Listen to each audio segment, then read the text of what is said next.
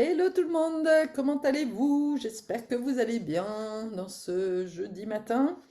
Euh, je vais vous donner la clé de la semaine avec un peu de retard, désolé, qui est la clé numéro 1. Alors, la clé numéro 1, elle est partenaire avec la clé numéro 2. Et c'est la clé de l'entropie à la syntropie. Alors, l'entropie, c'est un terme que j'ai découvert justement grâce au Gene Keys et qui est en lien en fait avec le cercle du codon du cercle du feu.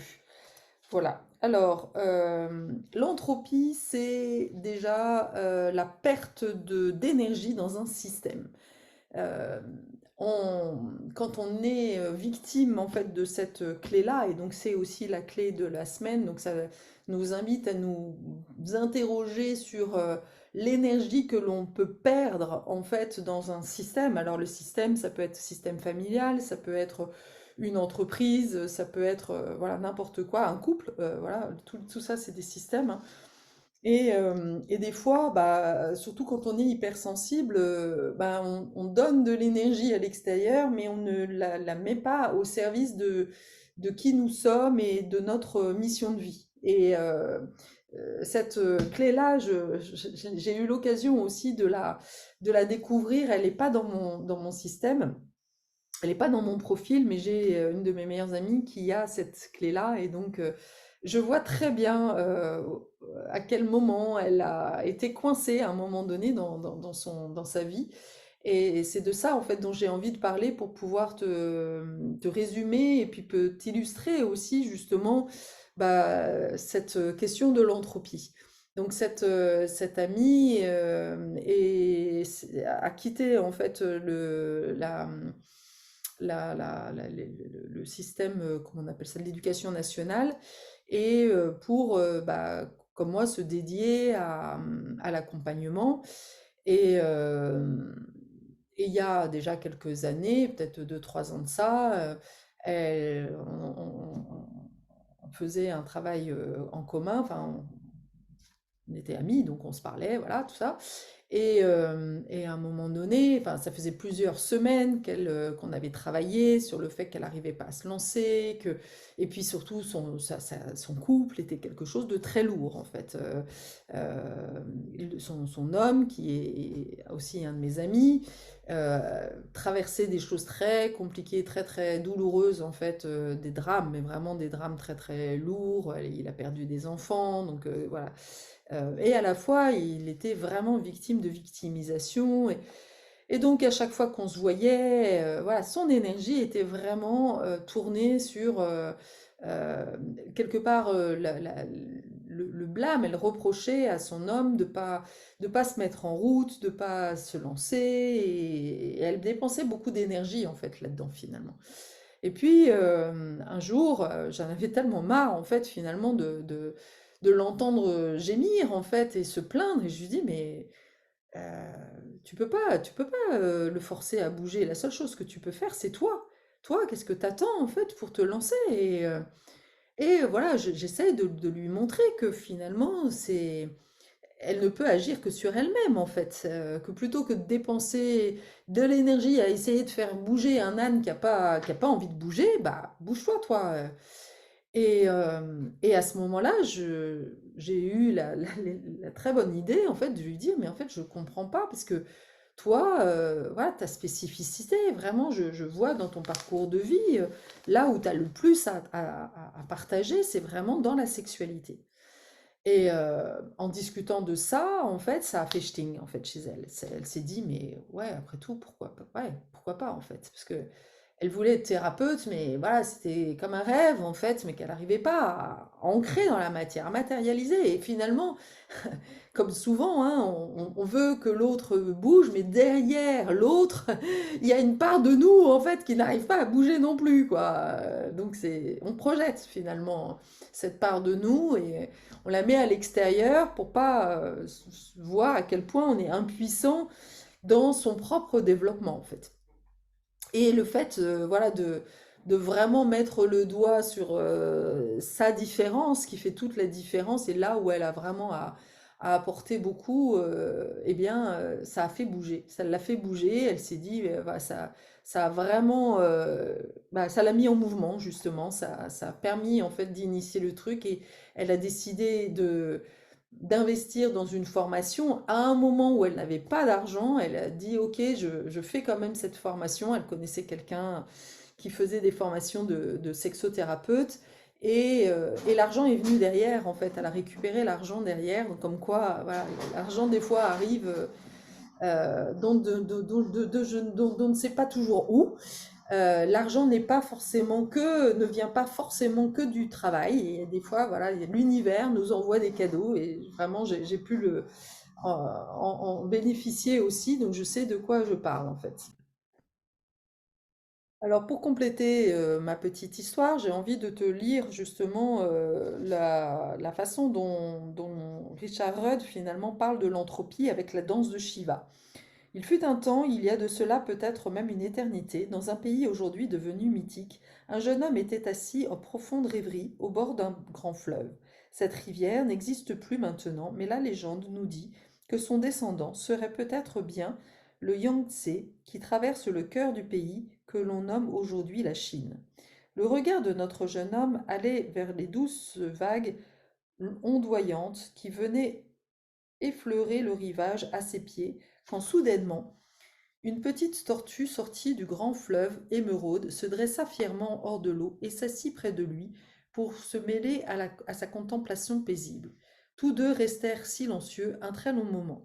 Puis enfin, manifestement, au seuil d'une prodigieuse épiphanie universelle, et en poussant un long soupir émerveillé, notre jeune homme s'exclama: Ah, cher petite, alors de quoi s'agit-il vraiment?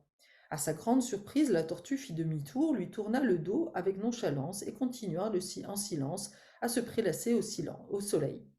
Le jeune homme fixa le dos de la petite créature où les dessins complexes et enchevêtrés des plaques de sa carapace séchaient au soleil printanier. À mesure qu'il y plongeait son regard, il se passa quelque chose d'étrange. Plus il regarda et mieux il comprenait la nature de sa question.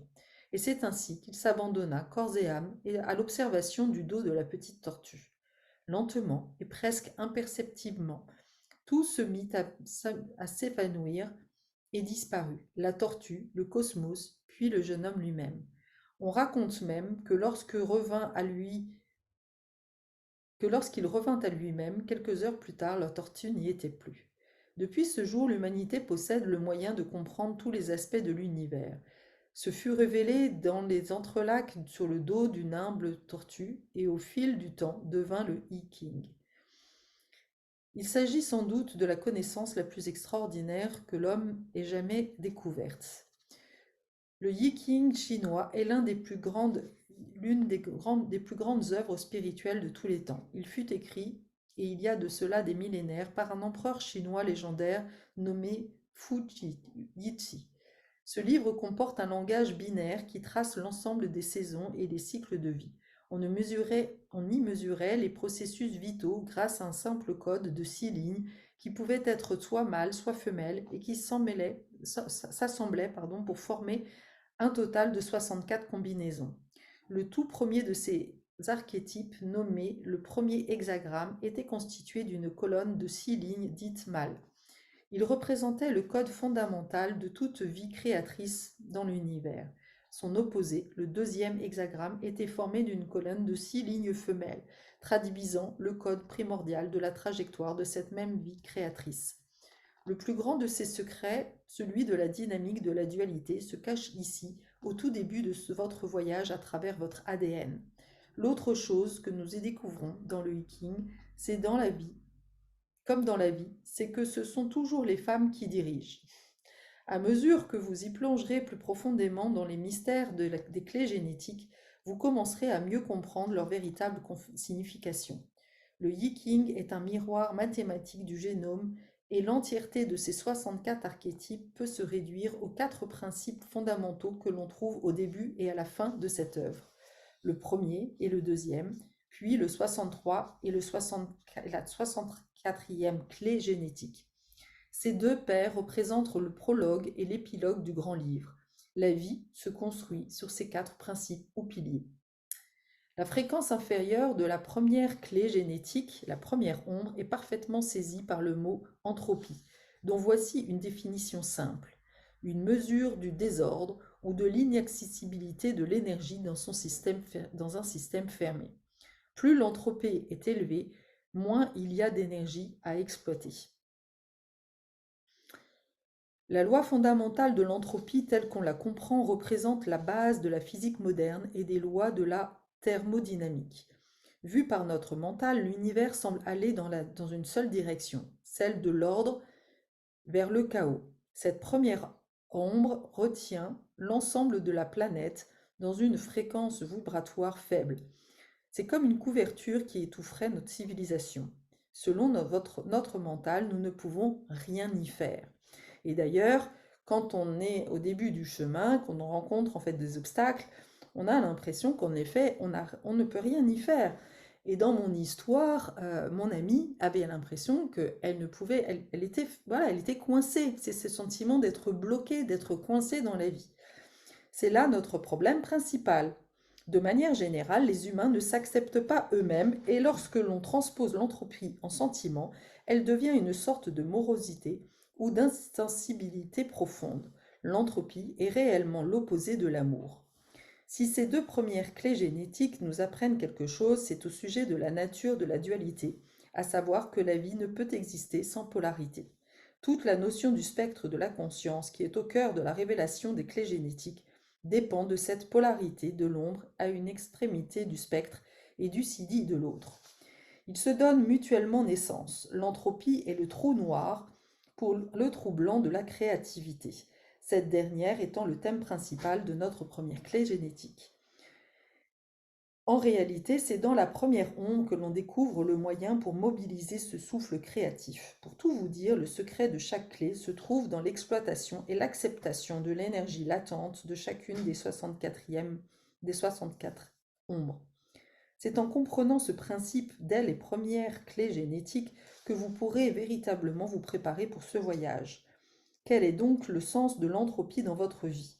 Comme nous venons de l'indiquer, elle se manifeste chez l'être humain par l'insensibilité qui est en réalité un état de conscience extrêmement fertile. Vous devez commencer par comprendre qu'il s'agit d'une fonction chimique qui survient soudainement et qui disparaît aussi vite dès lors qu'on peut complètement l'accueillir et l'accepter. Dans l'univers où nous vivons, une danse éternelle se joue entre la créativité et l'entropie. De nombreuses mythologies l'ont représenté, celle du seigneur Shiva, du panthéon hindou, en est un exemple. C'est l'un des personnages dont la danse provoque à la fois la création et la destruction de tout ce qui existe. Malgré toutes nos théories, nous ne savons pas toujours pourquoi certains jours nous sommes tristes et d'autres heureux. Tout comme il existe un climat extérieur, nous en avons un à l'intérieur. Avec la nature, il diffère pour chaque être humain. Nous sommes très nombreux à nous débattre avec la nature imprévisible de cette météo intime. Nous sommes contents lorsque nous ressentons le mouvement interne de la création. Nous ne le sommes plus quand nous ressentons celui de l'entropie. Cette interaction énergétique perpétuelle dans nos vies nous pousse à toujours vouloir tester du côté du bonheur et fuir celui de la tristesse. C'est notre plus grand défaut. Nous transformons l'énergie authentique de l'entropie en celle de la dépression. La première ombre apparaît chaque fois que vous vous sentez à plat, triste ou abattu. Il s'agit d'un processus chimique naturel du corps. Tant que vous cherchez à le comprendre, le justifier ou pire le réparer, vous ne pourrez vraiment jamais le résoudre. Cette première onde déclenche les mécanismes chimiques qui mènent à la dépression. De ce fait, si votre mental s'y oppose, vous risquez d'interférer avec ce phénomène et de le fixer en vous. Et c'est justement ce que l'on fait. En fait, c'est parce que nous fixons, nous résistons, tout ce à quoi nous résistons persiste. C'est Jung qui dit ça. Et vraiment, voilà, moi j'utilise vraiment les techniques de Jung qui justement consistent à arrêter, à résister et à embrasser en fait tout ce qui est là pour le faire modifier en fait. La plupart des états dépressifs résultent d'une résistance à certaines fréquences d'ombre présentes dans notre patrimoine génétique. En fonction de vos prédispositions individuelles, vous serez plus ou moins enclin que d'autres à déprimer. En règle générale, vous êtes quelqu'un de créatif, plus vous êtes sensible à la mélancolie de cette action chimique. L'état anthropique ressemble à celui du vide. Votre système est en train de se recharger et de ce fait, votre énergie se retranche dans une sorte d'immobilité. Quand on regarde un animal muet, je le dis et je le répète, mais quand on regarde un serpent muet, il n'est pas en train de danser, hein, ben non, il reste immobile. Donc voilà, le fait, et très souvent les clés génétiques nous indiquent justement cette patience. Alors ça ne veut pas forcément dire ne rien faire, mais c'est aller en tous les cas dans le sens en fait de l'entropie, non pas résister encore une fois. À condition que vous soyez suffisamment patient, les sensations ou l'absence de sensations et ou l'enthousiasme qui en résulte créent un environnement délicat, propice à l'émergence de quelque chose de spécial. Ce quelque chose est le processus créatif lui-même. En d'autres termes, même si vous ne pouvez encore le voir, votre manque d'énergie indique la gestation intérieure de quelque chose d'intangible. En effet, on voit que c'est un espèce de terrain fertile pour faire la créativité, et, enfin pour lancer quelque chose en fait. Et le tout, c'est que parfois on est tellement dans notre mental, voilà comme mon ami hein, qui était à se demander justement, à comprendre, à vouloir voir pourquoi. Et plutôt que d'aller voir en fait qu'est-ce qui avait besoin en fait d'émerger, il y a des fois on est tenté à passer beaucoup trop de temps en fait sur la compréhension en fait de notre difficulté, d'où ça vient, etc. Et on va passer des années et des années en thérapie.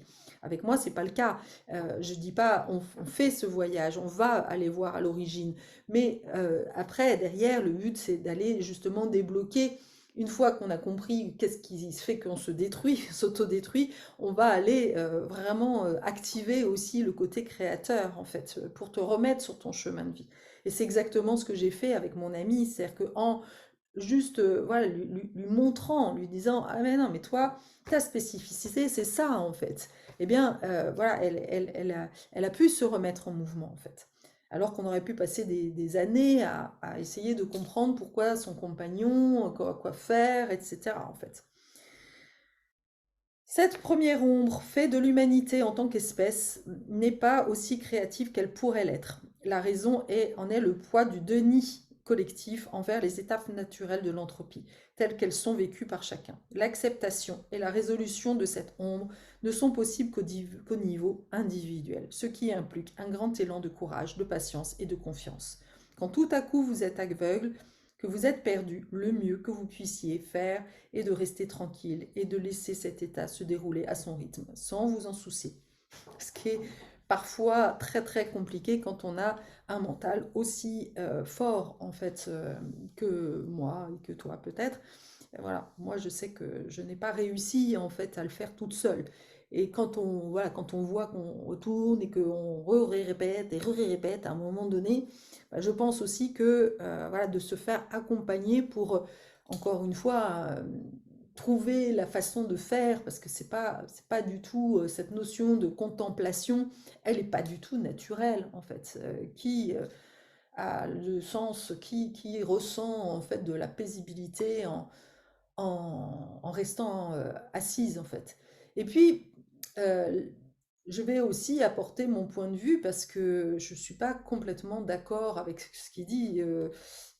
Ça, c'est son expérience à Richard. Moi, mon expérience est aussi en faisant la lecture, en regardant la lecture de mon Human Design, puisque c'est lié aussi, je me suis rendu compte que dans mon profil, en fait, voilà, j'ai un profil un peu atypique, hein, ça serait étonnant, qui s'appelle le triple split. C'est-à-dire que c'est comme si mon corps, en fait, mon système énergétique était divisé en trois, en fait. Alors du coup, bah oui, et si reste toute seule, bah ça circule pas. Donc voilà, c'est aussi pour ça que des fois, on a besoin de quelqu'un d'autre, en fait, pour que l'énergie, justement, puisse faire son chemin, en fait. Voilà, c'est ce que j'ai compris, en fait. Mais c'est pas forcément le cas de tout le monde. Alors, les deux natures de cette clé 1, la nature refoulée, c'est, tu l'auras compris, hein, c'est la dépression. Donc, bah oui, quand tu restes bloqué sans énergie, au bout d'un moment, bah, tu finis par un état dépressif qui est voilà, le gel d'une émotion de basse fréquence, on l'a vu tout à l'heure. Quand la peur s'empare du système physique d'une personne, l'entropie soutire l'énergie qui se trouve à la surface de la vie. Alors ça, oui, c'est aussi en faisant des recherches en fait sur tout le fonctionnement des traumatismes, on se rend compte, enfin j'ai pris conscience qu'il y avait en effet beaucoup d'énergie qui était bloquée par le système nerveux. Les peurs, voilà, les traumatismes font que ça gèle en effet des énergies à l'intérieur. C'est ce qu'on appelle des enfants intérieurs qui sont bloqués.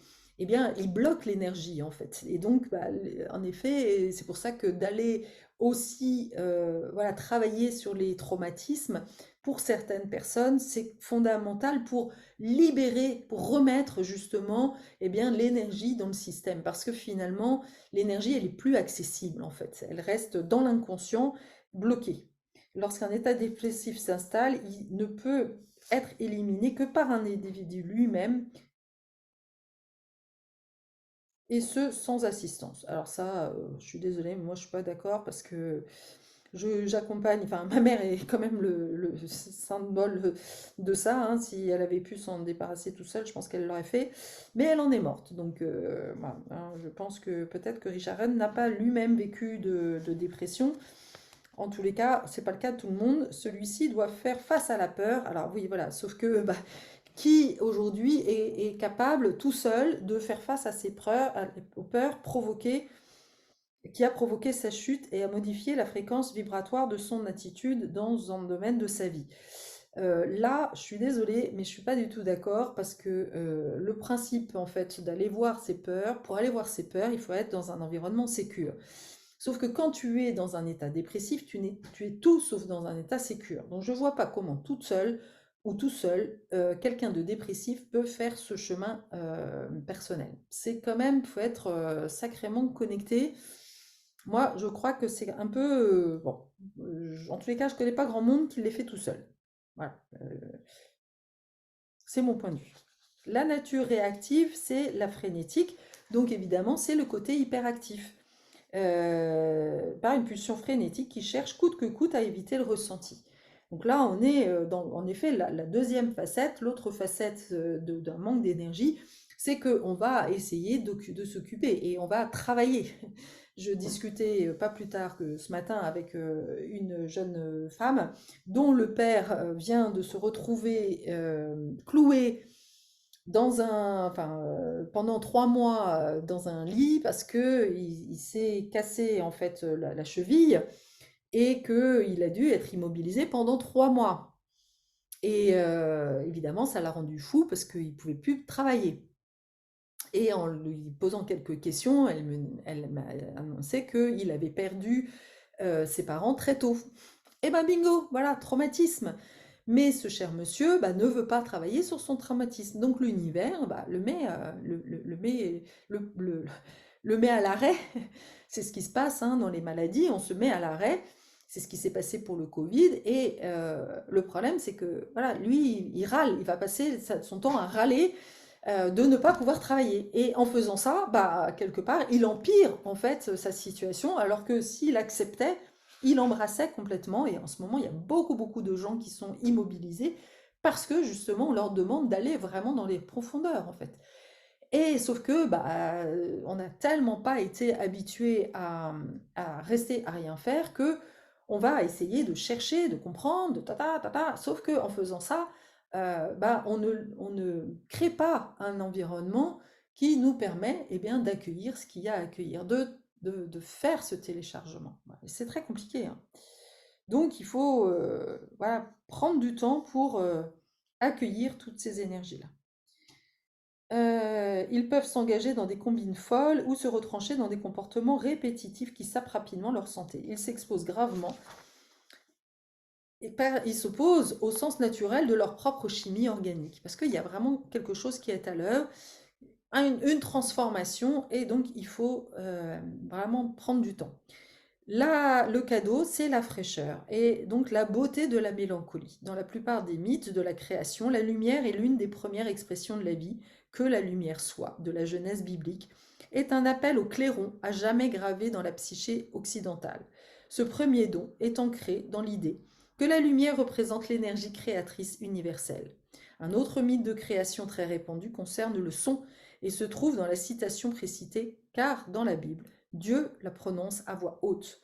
Nous avons dans ce premier don la rencontre de deux principes fondamentaux que sont la lumière et le son. Le troisième grand principe de la créativité réunissant ces deux premières est celui du feu. Il est sans doute l'archétype de la création la plus formidable, car non seulement il consume, mais il transforme. Alors que la deuxième clé génétique vous montre la direction authentique de votre vie, sa partenaire de programmation, la première, vous donne l'élan énergétique nécessaire pour y arriver. Chaque fois qu'il accomplit dignement le processus chimique de sa fréquence vibratoire inférieure, l'individu rejoue le mythe de la création. La lumière jaillit subitement des ténèbres, comme par magie. Le feu de faible fréquence se transforme en l'expérience de joie.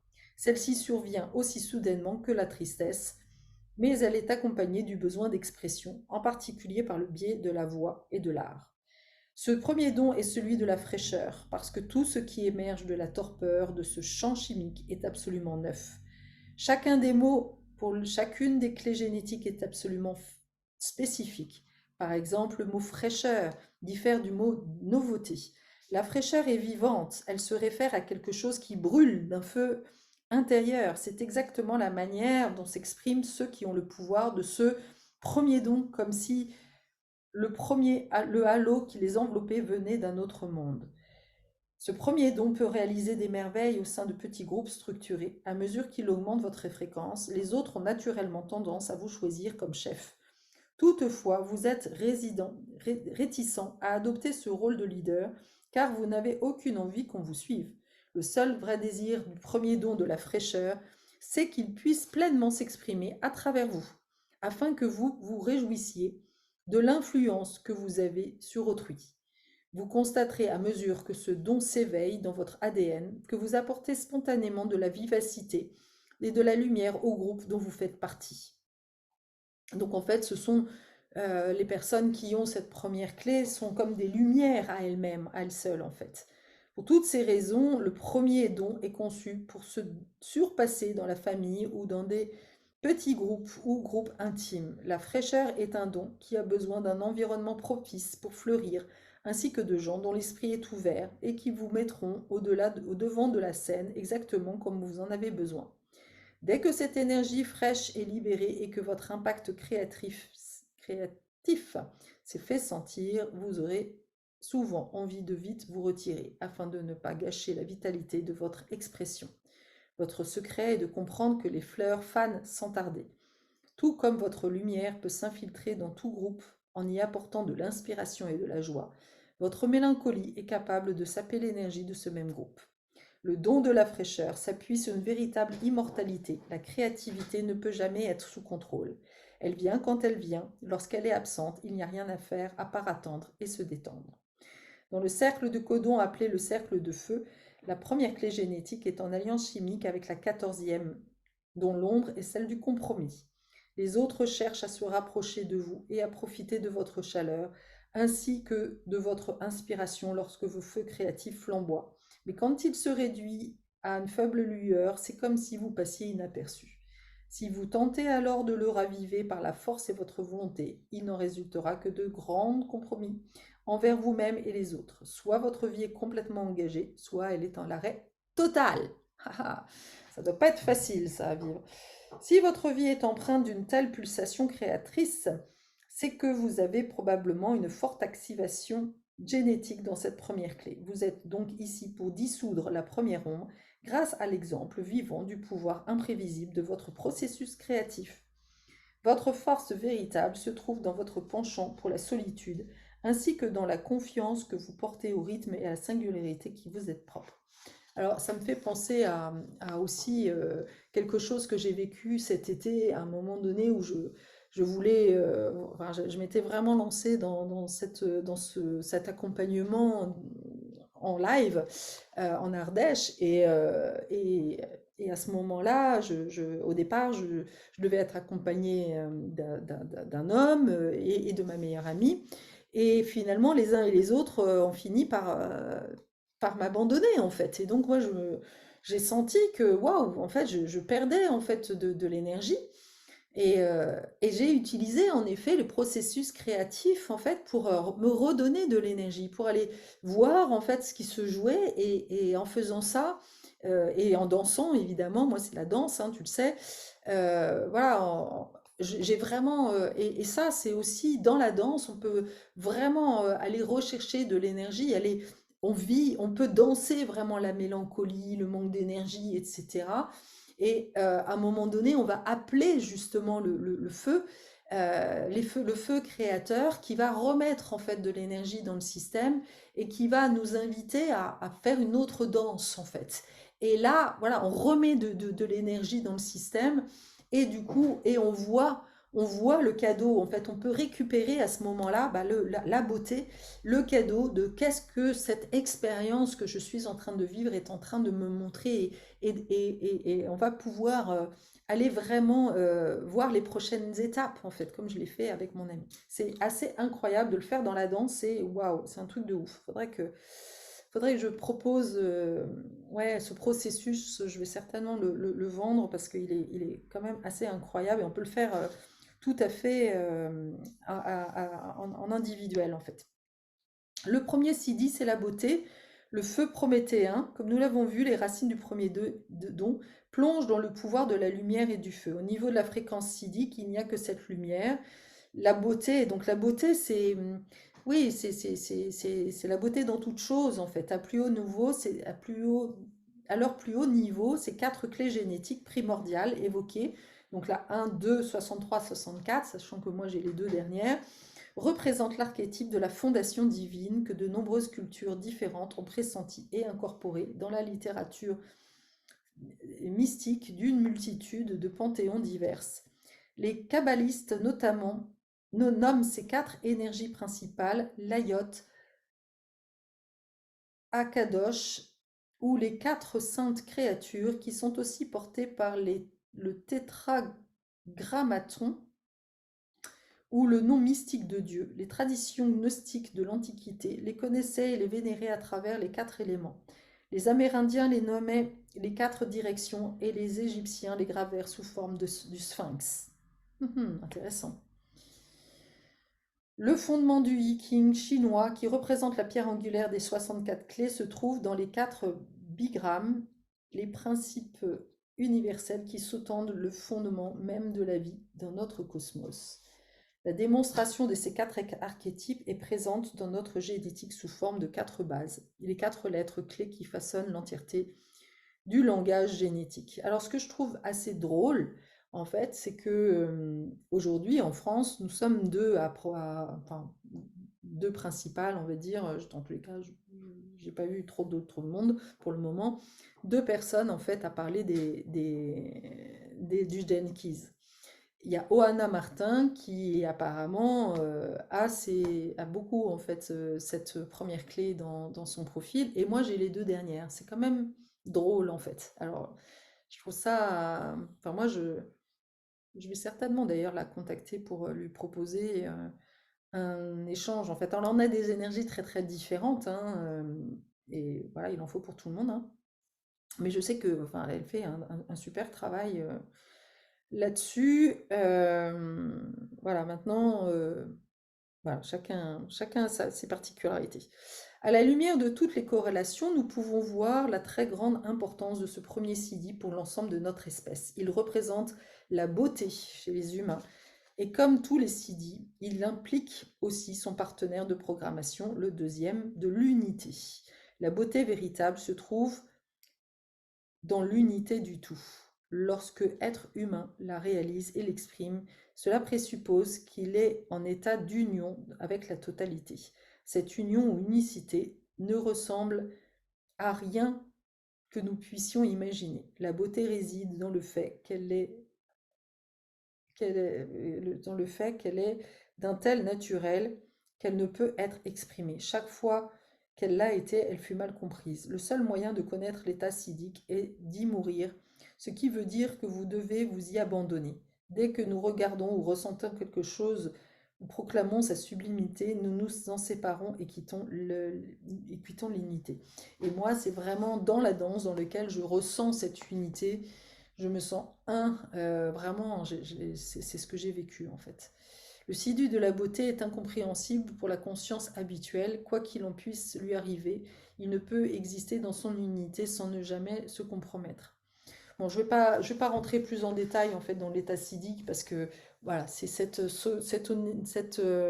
sensation qu'on peut ressentir aussi parfois dans des méditations ou en connexion avec la nature ou voilà, mais souvent c'est quand même assez temporaire. Faut quand même bien se l'avouer que on n'est pas dans l'unité totale en fait. Pour moi, il y a très peu d'êtres humains qui sont dans cette unité totale permanente. Peut-être Ama, voilà, pour moi, c'est ce type de personnes sont dans l'unité et sont vraiment au service de l'unité, mais ils n'ont pas de vie en fait, ces gens-là. Moi, je n'ai pas, voilà, j'en suis pas là et j'ai pas envie en fait. Je sais que c'est pas ma mission en fait. Donc c'est pour ça, on peut ressentir des états siddhiques. Je crois que de croire que nous restons dans des états siddhiques, c'est se mentir à soi-même. Voilà, mais c'est ma vision. Voilà. Voilà pour aujourd'hui. Voilà pour la fin de la semaine. Je sais plus quand est-ce qu'elle arrête. Je vais essayer de te donner ça. Alors pour la petite information, pour les anglophones, vous avez la, l'application The Pulse du Jenkins qui est disponible vraiment surtout voilà, que ce soit sur Android ou sur Apple. Et sur cette application, bah, vous avez justement une option qui s'appelle Pulse et dans lequel vous avez accès justement eh bien, à la description de la clé de la semaine. Et donc là, c'est la clé, donc c'est du 5 au 11 novembre. Voilà. Et voilà, donc l'application, elle se présente comme ça. Tac, tac. Attends, je vais essayer de te la montrer. C'est une flamme, justement. Voilà, triple flamme. Tac, tac. Voilà, je ne sais pas si tu vas voir. C'est pas terrible. Tac, tac, voilà. Voilà, il y a des méditations. Et donc, là, dans les ressources, voilà, tu as plusieurs ressources comme ça. Et là, tu as The Pulse. Voilà, et à chaque fois, c'est très très compliqué de montrer ça sur un écran. Pas très facile. Voilà, voilà, juste pour information. Je te dis à bientôt pour une prochaine vidéo.